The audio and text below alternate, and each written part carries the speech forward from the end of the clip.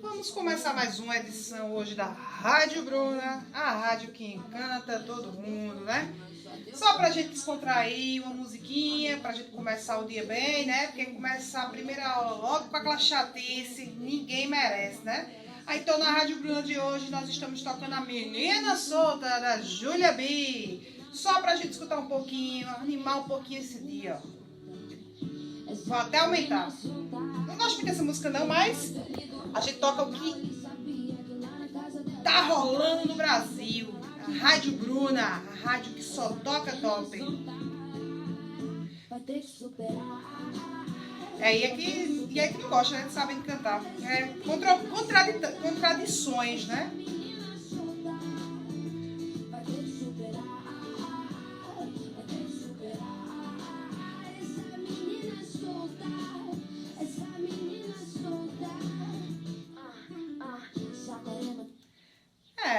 Vamos começar com musiquinha pop Brasil, né? O pop do Brasil que é dividido em Ludmilla, quem gosta de Anitta, né? Vitão, esse povo aí da nova geração do pop brasileiro, né? Pop brasileiro que anda mais pra lá do que pra cá. Mas vamos começar o nosso conteúdo novo, novíssimo, sequinho. Apesar que eu ainda vou voltar um pouquinho para o módulo 2, que faltam algumas atividades a serem realizadas com relação à hidrografia do território brasileiro, beleza? Então fique ligado, porque a gente vai dar uma voltadinha também pro módulo 2. Mas eu resolvi dar uma inovada, né? Vamos pro módulo 3, pegando aí o módulo 3, todo mundo acompanhando através do módulo 3. Nós vamos começar a formação da sociedade brasileira, discutir um pouquinho da nossa formação do território brasileiro, a nossa composição étnica. O que é que formou o nosso povo brasileiro? É muito bom o assunto a gente debater, afinal de contas o território brasileiro ele é extremamente miscigenado, né? Digamos assim que o brasileiro ele é um pouquinho figuitiquim, né? Um tiquinho daqui, um tiquinho dali. Deu aquela misturada, fez aquele caldeirão e deu origem à nossa população. Uma turma como a de vocês, numerosa, você observa quantas etnias no nosso país ele foi composto.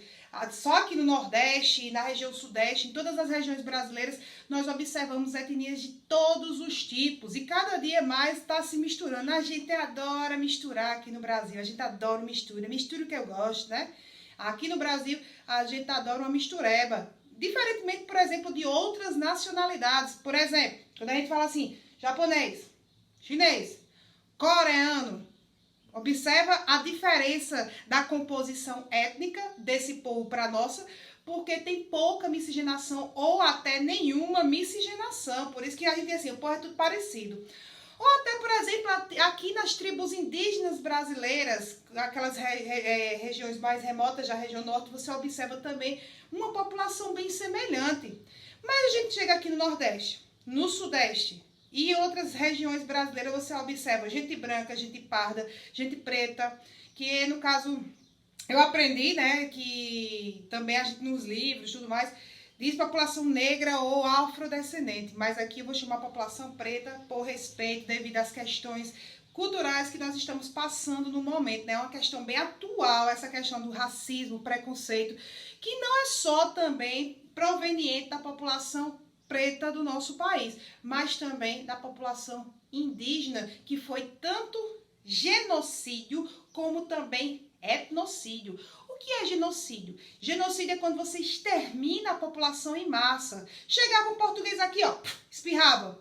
Vários índios, que era um vírus novo no território brasileiro. Então, vários índios eles iam a falecer. Fora as guerras de extermínio com a questão da colonização do território brasileiro. Ficar atento nessa parada aí, que a colonização do território brasileiro, ela foi bem rude em relação às nações de tribos indígenas. Então, também nós damos o nome certo, na verdade, é chamar autóctone. Professora, que nome estranho e diferente, né?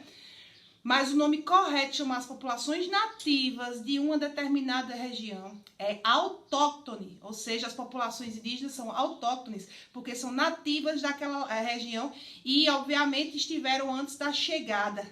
A descoberta, a colonização. Que descoberta que nada. O Brasil já estava descoberto e muito bem obrigado pelas nações indígenas quando os portugueses chegaram, né? Mas quando os portugueses chegaram, aí virou aquele verdadeiro balaio de gato, né? Mistura que eu gosto no Brasil, né? Primeira miscigenação do território brasileiro. A miscigenação branca com a indígena, que gerou, por exemplo, os caboclos, né? A primeira mistura, né? Inclusive, infelizmente, alguns relatos de historiadores falam também da questão até do próprio estupro, né? Dos indígenas. E também fala também num filme que eu queria indicar para vocês. Um filme bem safadinho, como as questões brasileiras, mas é muito bom falando de colonização, essa questão histórica, que é Caramuru, a invenção do Brasil. Ele fala um pouquinho dessa miscigenação, de uma maneira satírica, mas, querendo ou não, um pouco até válida, né? Bem como também outro filme falando sobre o território brasileiro, que é bem indicável para a gente entender um pouquinho dessa colonização, inclusive quando houve a chegada da família real portuguesa para o Brasil, é Carlota Joaquina. Então fica aí a dica para ensino médio de filmes que são relacionados à colonização do território brasileiro, tá certo? Então fica ligado aí que dicas de filme sempre são bem válidas. Professora, tô com saudade do MIT. Também tô com saudade. A gente vai aparecer também para corrigir as atividades, viu? Nem se preocupe. A aula referente à de segunda-feira, eu vou aparecer ao vivo, porque ao vivo também é muito bom. Mas aí a gente vai gravar essa aula porque é uma aula super importante e para quem perder, obviamente, botar sua presença lá, marcar, dar um like. Não precisa não dessas coisas não, mas bota lá o ok e sempre tá acompanhando aí as aulas, tá certo? Porque afinal de contas, mesmo que distante, a gente tá sempre muito perto. Então vamos lá, seguir o nosso fluxo. Quando começou, eu coloquei aqui um esquema que inclusive vocês vão ter que copiar. Vão ter que copiar, vão ter que copiar, vamos ter sim que copiar. Professora Lés da Bobônica, falei Bobônica, né? Que disse que tá tendo um surto por aí novo. Enfim, vamos lá. Então, coloquei aqui para vocês, que a colonização inicial do Brasil aconteceu a partir do século XV. No século XV, houve o que? A chegada dos portugueses no Brasil. Chegaram, né? Se chegaram. Mas os portugueses também haviam colonizado uma boa e significativa parte do continente africano. O continente africano também foi colonizado pelos povos portugueses. Então, não foi o primeiro país a ser colonizado pelos portugueses no nosso território brasileiro. Algumas nações do continente africano também tinham sido colonizadas devido àquele processo das culturas europeias de colônias de exploração dentro do continente africano. Aquela partilha, aquela torada que deram na África, que acabou dando no que deu, né? Um continente cheio de problemas, reflexos das colônias de exploração. Inclusive, esse reflexo também se deu no nosso país, né? O desenvolvimento da industrialização, ela foi bem tardia também por conta dessa colônia de exploração.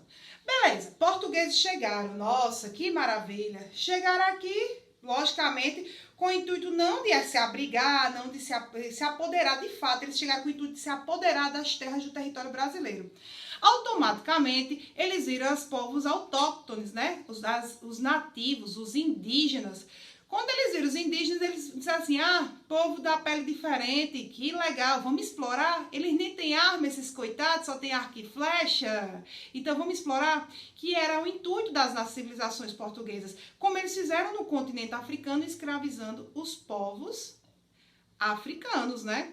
Escravizando do mesmo jeito também pela questão do racismo, preconceito e da vulnerabilidade dos povos que não tinham detrimento da arma, a pólvora, não tinha descoberto a pólvora. Isso realmente foi um fator preponderante para a escravidão. Escravidão que também foi motivação de questões indígenas. Os indígenas também foram escravizados.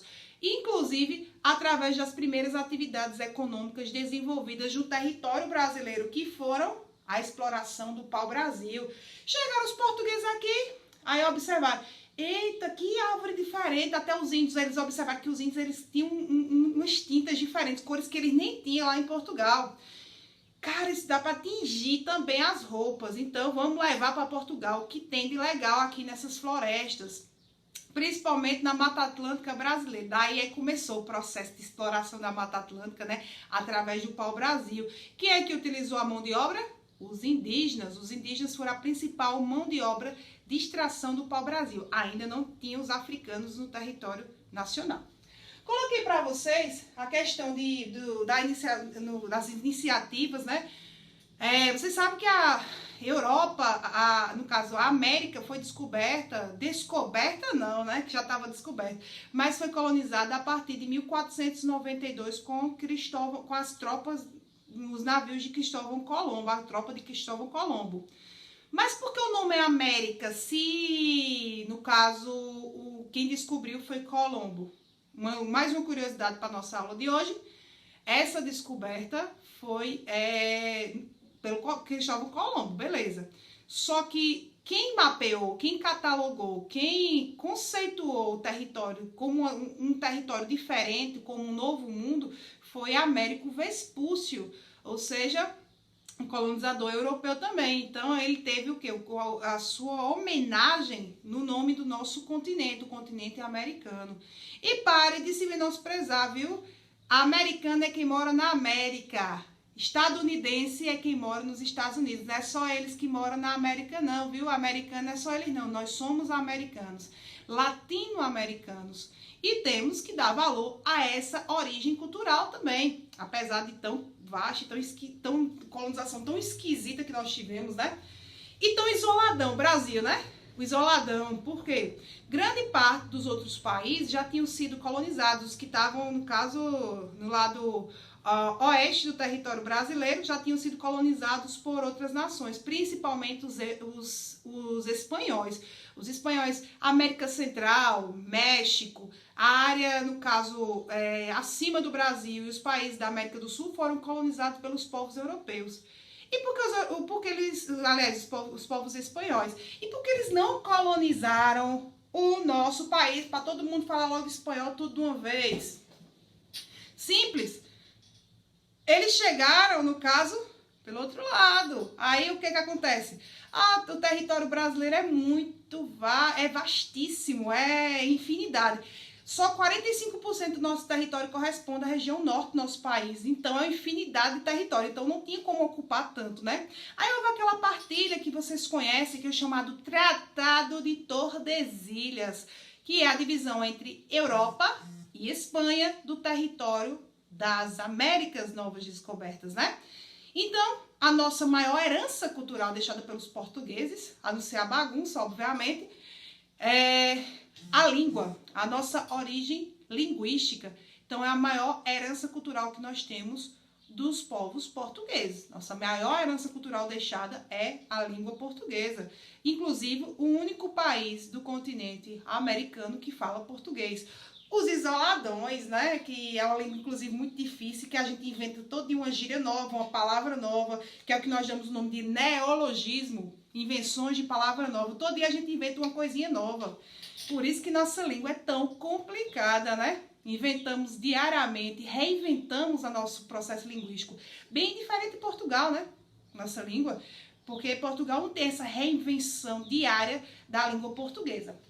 Então, eu coloquei para vocês também que houve também a questão inicial da coroa portuguesa, com as tropas, né, com a colônia de exploração, o genocídio e o etnocídio da população autóctone, que a gente dá o nome de autóctone. Indígena, por que indígena, o nome indígena?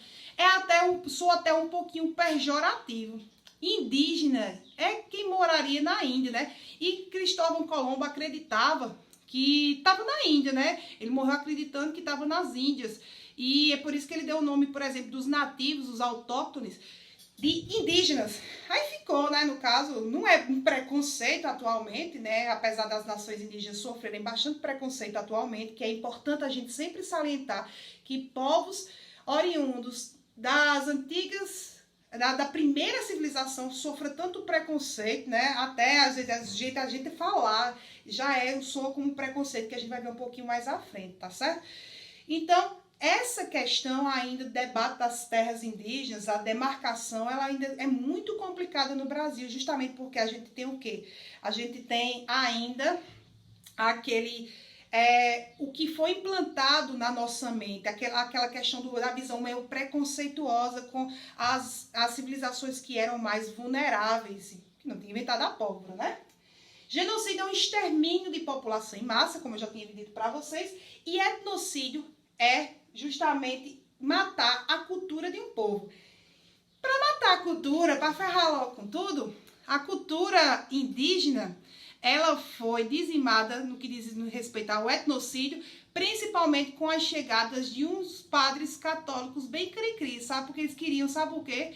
Que os povos indígenas, eles aprendessem a língua portuguesa, que eram os povos jesuítas. Os jesuítas, eles vinham para catequizar os índios, ou seja, um etnocídio.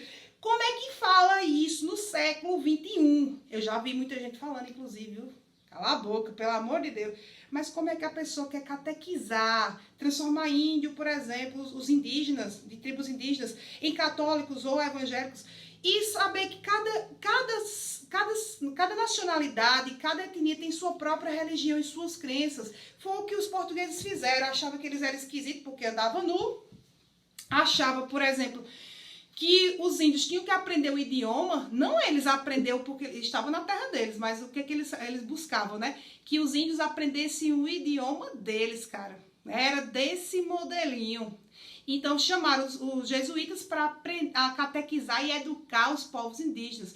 Isso seria uma forma, já a primeira forma de etnocídio, que é você exterminar a cultura de um povo. Então, uma das nações brasileiras que mais sofreram o etnocídio, além também da africana, nós vamos ter também as populações indígenas, que até hoje sofrem bastante preconceito no território nacional. Infelizmente, né? Não era para ser, porque, como eu disse para vocês no começo da nossa aula, nós somos uma naçãozinha muito miscigenada. Nós somos um balaio de gato cheio de gente, diferente de todas as cores, raças, etnias, enfim, várias composições, né? Então, nós vamos ter aí a colônia de exploração. Então, aí, até no livro de vocês, quem quiser acompanhando pelo livro também, pode acompanhar na página 3, que existem duas formas de colonização. A colonização de exploração e a colônia de povoamento. A colônia de exploração foi bem característico aqui dos países latino-americanos, que foi justamente a vinda dos colonizadores em busca de quê?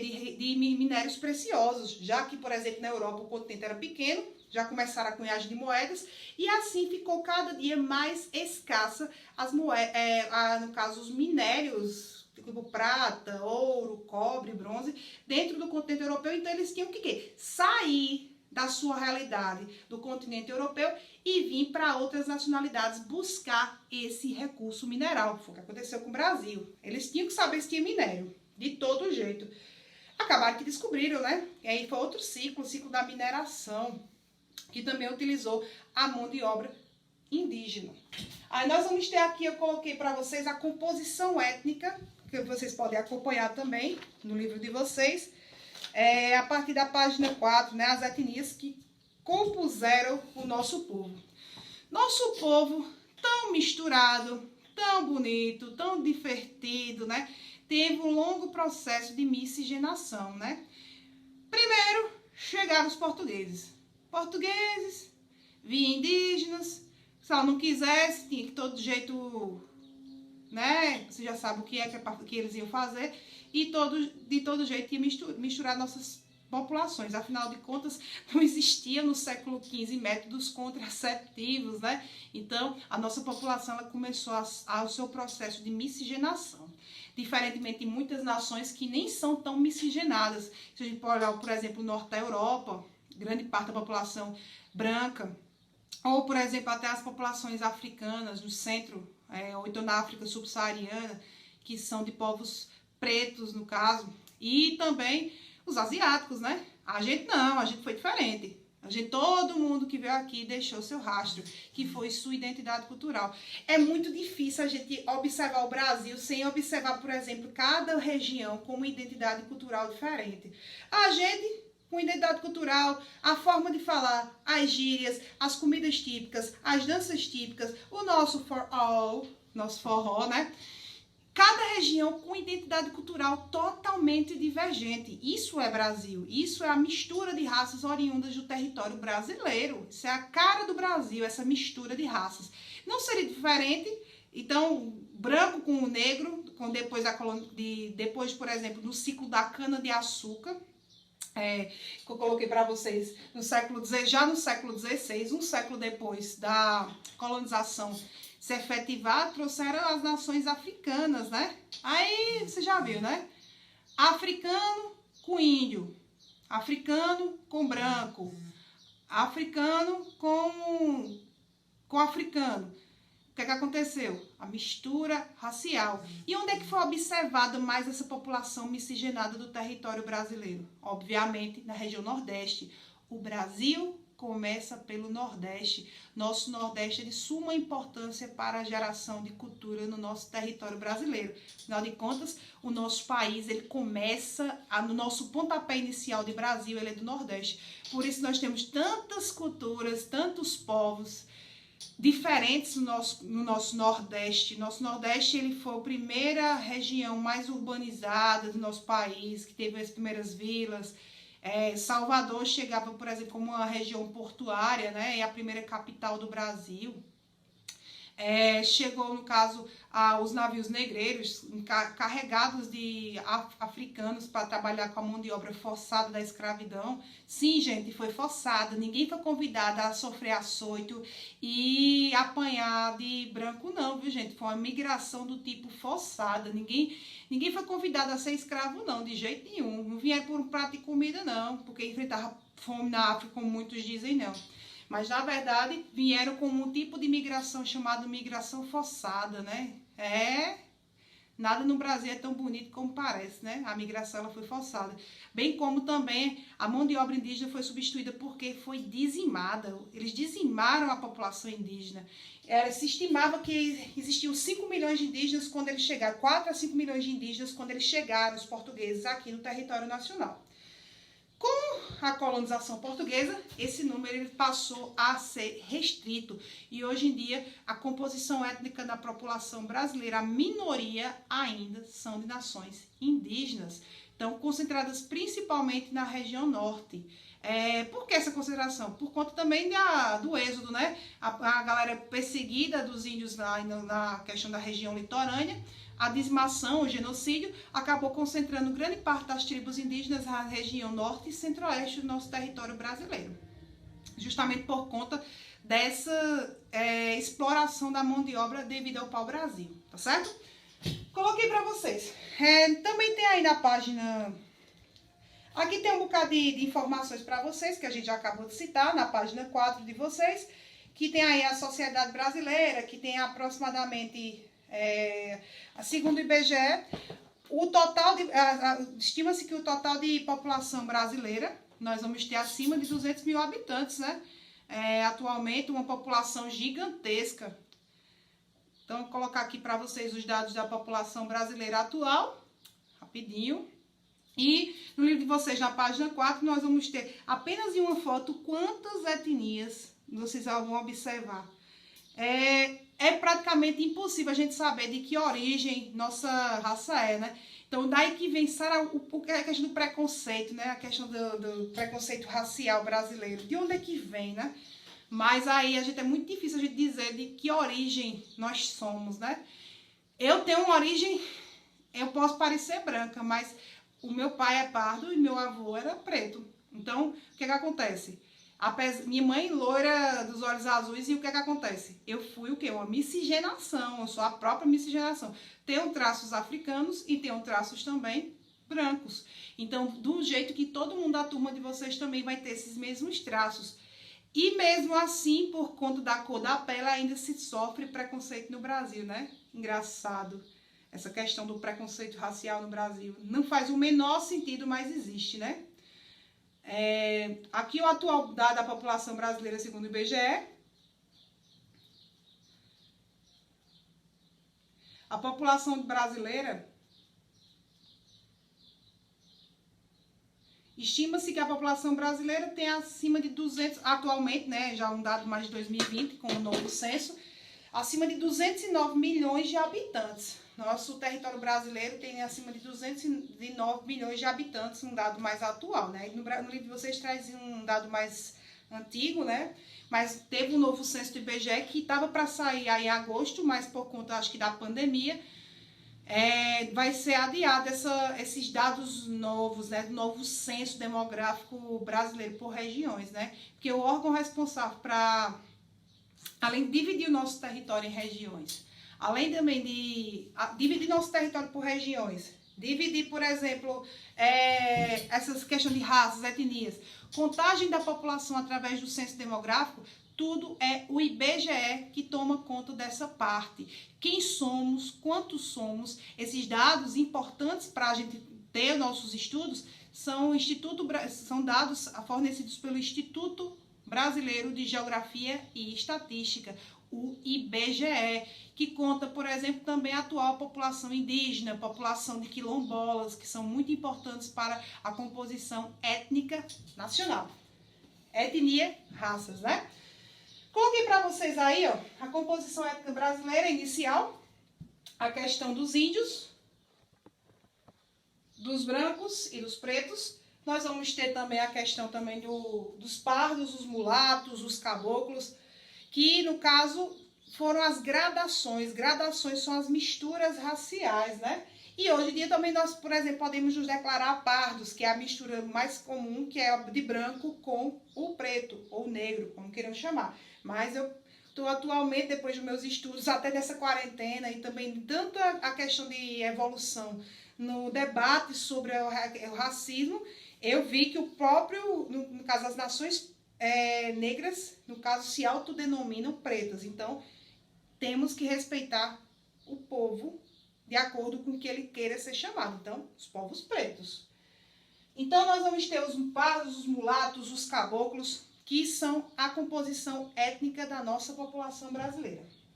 Coloquei aqui para vocês população branca. Aproximadamente se denomina. Como é que a pessoa sabe que é branco ou preto, professora? Já que a gente disse tanta mistura racial. É a autodenominação, né? Segundo o IBGE, 54, assim, atualmente há uma autodeclaração mais de povos pretos no Brasil, há um predomínio. Mas esse dado aqui mostra, por exemplo, 54 de autodeclarações de povos brancos que compõem a população brasileira. Então, questão de maioria.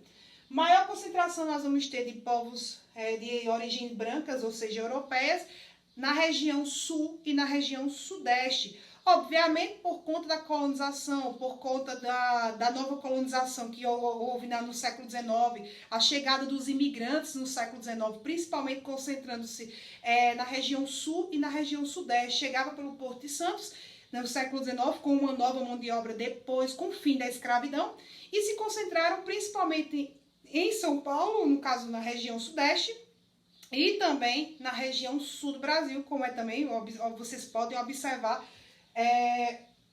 abertamente, né? No caso, os italianos, os holandeses, os alemães, os espanhóis, entre outras nacionalidades, começaram a compor a etnia do povo brasileiro também, justamente por conta dessa nova colonização, desse novo povo que entrou depois no século XIX no Brasil. Que até então quem vinha mais eram os espanhóis de brancos, os espanhóis e os portugueses, né? E os lusitanos. Mas o que aconteceu?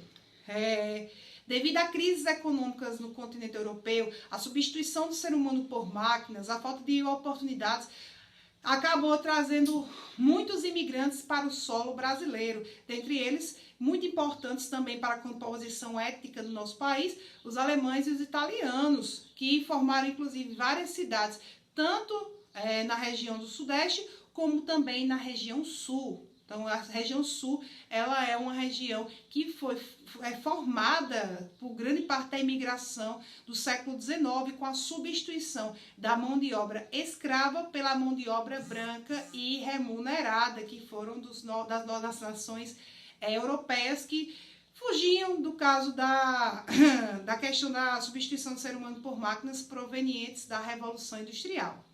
Foi importante também por conta da industrialização do território brasileiro ter sido avançada também por esses povos, tá certo? Vale salientar. Aí nós vamos ter, que eu coloquei para vocês, aqui do outro lado, dar uma girada para ficar melhor. Aqui rapidinho. Pronto. Coloquei para vocês o povo preto, ou no caso negros, os negros da população, os povos afrodescendentes, também a gente chama também, no caso, afrodescendentes, que é de origem africana, que vieram para o território brasileiro, que foi uma imigração forçada, uma imigração do tipo forçada. Não se chamou ninguém para escravizar, mas foi uma imigração do tipo forçada. Obviamente, aconteceu do século XVI até o século XIX, com a chegada de cada dia maior de navios negreiros desembarcando, principalmente em Salvador. Por isso que, no caso de Salvador, grande parcela da população é de origem africana. Graças a Deus, né, a origem africana fez com que o nosso povo tivesse uma cultura cada dia mais diversificada. Ai de nós se não tivesse o quê? A cultura afro no território brasileiro. Que povo chato a gente seria, né? Porque o europeu, pelo amor de Deus, esse calor da gente, esse jeito a gente falar, as comidas típicas mais massa que tem no Brasil foram oriundas dos povos africanos. A musicalidade, tudo foi oriundo dos povos africanos. Então, também da cultura indígena, né? Se não fosse os indígenas, a gente não teria nossa macaxeira, nossa pamonha, nossa tapioca. Essas comidas típicas nordestinas, elas foram oriundas também dos índios. Então, os africanos, que a gente vai pesquisar depois e vai falar mais sobre essa cultura, também alimentícia do território brasileiro, nós vamos ter dos povos africanos também, que foi um tipo de migração involuntária, né? Foi imigração do tipo forçada. Os europeus que dominavam principalmente a região do Congo, do Guiné, de Angola, Cabo Verde, Moçambique. Inclusive, esses países são lusófonos. O que são países lusófonos? Países que também falam a língua portuguesa. Coloquei para vocês também, a maior concentração está na região Nordeste e na região Sudeste.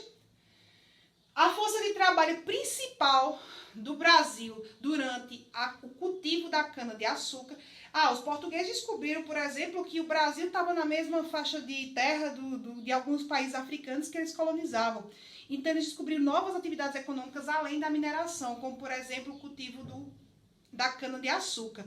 Então, esse deu o ciclo da cana-de-açúcar. E a mão de obra mais importante no ciclo da cana-de-açúcar foi a mão de obra, infelizmente, forçada, a mão de obra africana.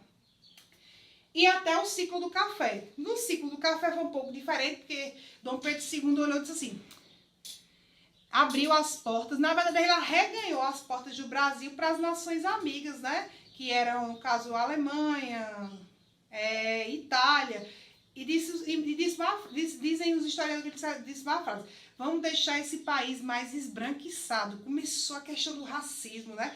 Muitas coisas que nós falamos habitualmente, infelizmente, vem até oriunda de 500 anos de preconceito e de exploração do território nacional. Infelizmente, o nosso preconceito é enraizado, mas aí cabe a cada um de nós mudarmos essa realidade, né? Essa questão do racismo, ver as comunidades como elas são, sentir a empatia, né, por outras comunidades, né, que foram tão exploradas ao longo da nossa história é tão cavernosa, né? Nós vamos ter aí, então, comunidades do Congo, esses países são também lusófonos, porque foram impostos que eles tinham que aprender o português. Eles não bastava ter essa questão do genocídio, né, exterminar as populações em massa. Além disso, eles ainda faziam o seguinte, vamos ter que aprender sim o português, que eu não vou estar falando esses idiomas esquisitos, não. Além do preconceito religioso, né, a religião africana, que no Brasil sofreu, afro-africano, viu? Porque os africanos no Brasil, simplesmente, eles iam com a questão da Umbanda, do Candomblé, que até hoje sofre bastante preconceito no território nacional. E que, de fato, eles tiveram que maquiar a sua religião para poder estabelecer a sua religião. Isso é muito complicado, né, no território brasileiro. E até hoje ainda existe esse preconceito religioso. Então, eles tiveram que maquiar, através dos santos católicos, a própria religião. Então, uma perda de identidade cultural, que nós também damos o nome de etnocídio. Aí coloquei aqui os indígenas, chamados autóctones. Sobre essa questão de racismo e preconceito, a gente vai debater, obviamente, ao vivo pelo Meet, né? Que é muito interessante, inclusive bastante atual, a gente debater essas questões das demarcações de terras indígenas, também dos povos africanos e dos quilombolas atuais, né, que ainda existem muitas comunidades que ainda resgatam essa cultura afro, que são as comunidades quilombolas, que os quilombos eram onde, quando os escravos, eles se refugiavam, né, e até hoje nós temos essas comunidades remanescentes quilombolas, que nós vamos debater bastante. E os autóctones, que são os indígenas, que estavam aqui antes da chegada dos portugueses, e estima-se que eles compuseram mais de 5 milhões de habitantes no território nacional. Uma população que foi dizimada ao longo de sua história, né? Eu coloquei para vocês aqui, ao longo de intensos anos de exploração e que se reduziu bastante, né? Atualmente, a população indígena corresponde, vou colocar aqui a porcentagem de 2020, vou colocar aqui, indígena.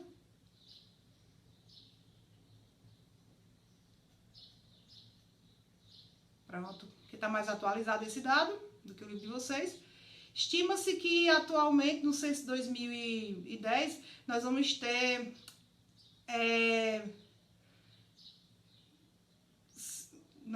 um número bem reduzido, né?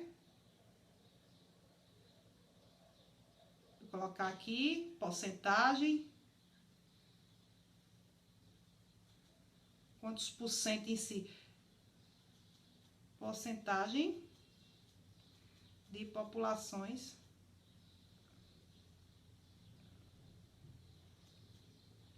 indígenas no Brasil. Nós vamos ter uma porcentagem em si também bem restrita, né? Nós vamos ter, segundo o censo 2010, 305 povos indígenas, que somam 896.917 pessoas. Estimava-se que no começo da colonização eram 5 milhões, né? Então, 0,47% da população total do nosso país, ou seja, menos de 1%. Um dado mais antigo, né?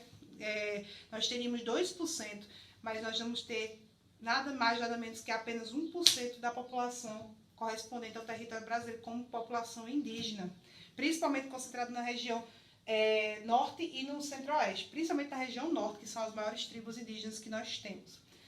Nós vamos ter atualmente uma polêmica que a gente vai debater ao vivo também, que é a questão da delimitação das áreas das terras indígenas. A questão do preconceito e do etnocídio também, que a gente debateu no início da aula, e foi criado também para estabelecer atualmente, no caso, não tão atualmente, mas a FUNAI, né? Quem cuida, por exemplo, dessa demarcação de terras indígenas e também da estabelecimento da cultura do povo, é a FUNAI, que é a Fundação Nacional do Índio, que se encarregou da delimitação das áreas de tribos indígenas. Que, inclusive, a cobiça, todo mundo, principalmente os grandes empreiteiros, estão de olho, porque existem riquezas minerais em algumas tribos indígenas da região norte. Então, atividades mineradoras, eles buscam isso aí, e também as madeireiras, a construção também de acessos, como vias de acesso, também tem uma grande problemática na atualidade com relação a remanescentes de tribos indígenas. Então, é bem complicado também a situação de indígena no Brasil, principalmente nessa nova conjuntura de país, tá certo? Então, depois a gente vai debater ao vivo pelo Meet, que ao vivo é mais gostoso, essas temáticas. Vou passar uma atividade de pesquisa para vocês. Na verdade, a gente vai concluir a atividade do módulo 3. Nós vamos corrigir e também debater na próxima aula, beleza? Saudades de vocês, galera. Se cuidem. Muito álcool em gel, muita abundância de álcool em gel. Se protejam, que daqui a pouco a gente vai voltar firme e forte para assistir nossas aulas, beleza? Um beijo, boa aula, fui!